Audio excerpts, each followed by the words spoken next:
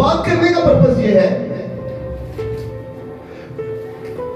خدا کے کلام میں لکھا ہے اور تم خداوند اپنے خدا کی عبادت کرنا۔ یہاں پر جب بزرگ نبی موسیٰ بنی اسرائیل قوم سے مخاطب ہے خدا کا کلام لے کر، اور خدا ان کو کہنا چاہتا ہے کہ میں تجھے لے کے جاؤں گا پرومس لینڈ میں، لیکن وہاں پر جب ان کے موضع میں کنعان میں لے کر جاؤں گا تو ان کی الگ الگ روایات ہیں، وہ بھی بت پرستی کرتے ہیں، وہ بھی یہ گندے گھنونے کام کرتے ہیں۔ تو نے ان کی رسومات میں مبتلا نہیں ہونا ہے، وہ گندے چھچوری حرکتیں نہیں کرنی ہے، ان کے بتوں کو نہیں پوجنا ہے۔ تم نے کیا کرنا ہے؟ تم نے خداوند اپنے خدا کی عبادت کرنی ہے۔ کس کی عبادت کرنی ہے؟ ذرا زور سے بولیے۔ خداوند اپنے خدا کی عبادت کرنی ہے۔ اب ذرا غور طلب بات ہے، یہ خداوند اپنا خدا کون سا؟ آپ کہیں گے سر یہ کیا بات ہے؟ خدا ہے کوئی جڑا آسمان تک زمین تک خالق ہماری اور بڑا خدا ہے۔ تو میں تو آپ کو بتانا چاہتا ہوں، بہت سے جتنے بھی مذاہب میں سبھی کہتے ہیں کہ زمین کو کنے بنایا؟ اور نہیں خدا نے بنایا۔ لفظ خدا جو ہے، لفظ خدا اردو لغت میں دیکھیں خود آنے والا، جس کا وجود کسی نے پروائیڈ نہ کیے بنایا نہ ہو، جو خود اپنی ہستی مقام رکھتا ہو، وہ خدا ہے۔ میننگز پہ ہمیں اختلاف نہیں ہے، لیکن کیا لفظ بائبل میں خدا جو لکھا ہوا ہے یہی ہمارا خدا ہے؟ بھائی بہت سارے، میں نام لے کر ان کو بڑھاوا نہیں دینا چاہتا اور ان کا نام لینا، دنیا میں بہت سارے مذاہب ہیں، کوئی چاند کی پرستش کرتا ہے، وہ چاند کا خدا ہے، کوئی سورج کا خدا ہے، کوئی پانی کا خدا ہے، کوئی دیوی، کوئی کسی دیوی ہے، بہت سارے خدا بنائے ہوئے ہیں۔ وہ اپنی طرف سے یہی کہتے ہیں یہ ہمارا خدا ہے، یہ ہمارا خدا ہے، یہ ہمارا خدا ہے۔ تو پھر مسیحیوں کا خدا کون سا ہے؟ مسیحیوں کا خدا کون سا ہے؟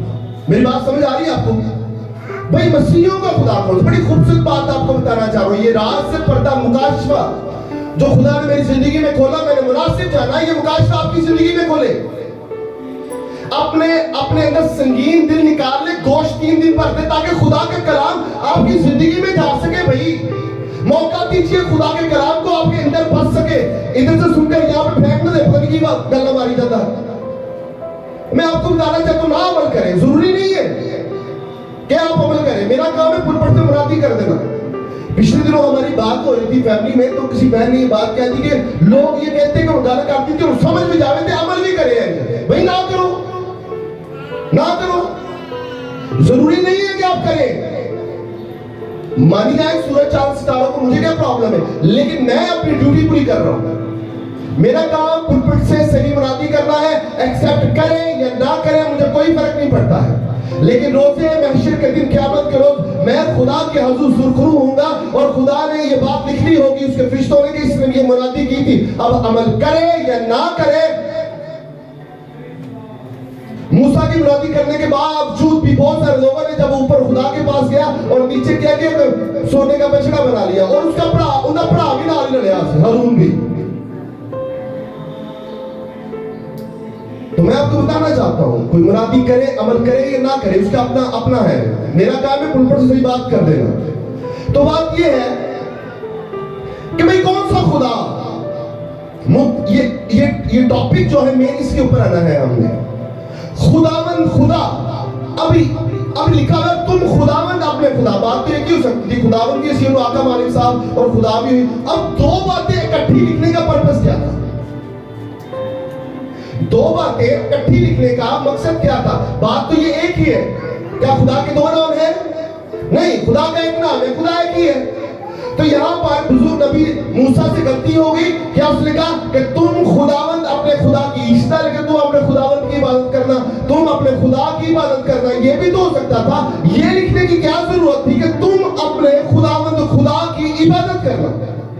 اس کا مطلب ہے آسمان اور زمین پر بہت سارے خدا اور خداوند ہیں، جس طرح بادشاہ اور بہت سارے ہیں، خدا اور خداوند ہیں، لیکن ہم نے تعین کرنا ہے کہ ہم کس خدا کی پرستش کر رہے ہیں۔ किस खुदा की प्रस्तिश कर रहे हैं? पुराने आदनामे में खुदावंद खुदा के जो मसीहियों का खुदा है, जो अब्राहम, इसहाक और यकूब का जिंदा खुदा है, उसके लिए एक बड़ी खूबसूरत एक हवाला बयान किया गया है कि यहोवा मैं हूं, यही मेरा नाम है, मैं अपनी हमद किसी खोती हुई मूरत के लिए रवा ना रखूंगा। यानी कि यहोवा मेरा नाम है। हम जिस खुदा की प्रस्तिश करते हैं उसका एक वाहिद नाम है। हाँ, सवाती नाम बहुत सारे हैं। जब बच्चियों ने गीत गाया, यहोवा शामा भी तू, यहोवा राफा भी तू, यहोवा यही भी तू, यहोवा शालूम भी तू, यहोवा निसी भी तू, ये सारे नाम खुदा के सवाती नाम है। लेकिन एक नाम है जो उसका अपना नाम है, जो अब्राहम या इसहाक और यकूब के जिंदा खुदा का नाम है। वो नाम यहोवा नाम है। हालेलुया। वो नाम यहोवा नाम है। हालेलुया। यहोवा को इब्रानी में यावे कहते हैं, और जब उर्दू ट्रांसलेशन हुई यावे की, तो उर्दू लुगत में यहोवा को खुदावंद कहा गया है। यहोवा को खुदावंद कहा गया है। और यहां पर जब लफ्ज लिखा है कि तुम खुदावंद अपने खुदा, यानी कि तुम यहोवा अपने खुदा, मेरी बात को समझने की कोशिश करनी। तुम यहोवा अपने खुदा, तू खुदा को, खुदा की इबादत करना, पर केड़ा केड़ा भाई, यहोवा खुदा की इबादत करना, यहोवा खुदा की इबादत करना, जो आसमान और जमीन का कुल इख्तियार रखता है, जो सब कुछ चीजों का मंबा मबदा है, जिसने तमाम चीजों को बनाया है, जो कदीम और अय्याम खुदा है, जो था, जो है और वही सब कुछ है। हालेलुया। वो यहोवा खुदा है। वो यहोवा खुदा है। यहोवा को इब्रानी में यावे कहते हैं, और जब उर्दू ट्रांसलेशन हुई तो इसी का मतलब हो गया खुदावंद। खुदावंद का मतलब है आका, मालिक और साहिब।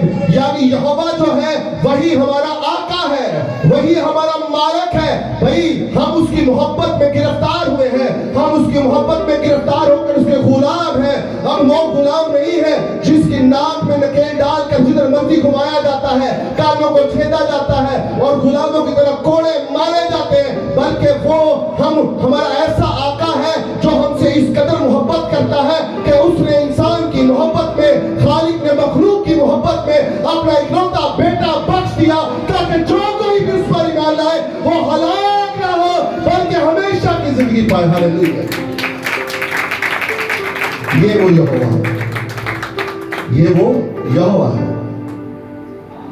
मैंने आपसे बात की कि थोड़ा जानने की जरूरत है, स्टडी करने की जरूरत है।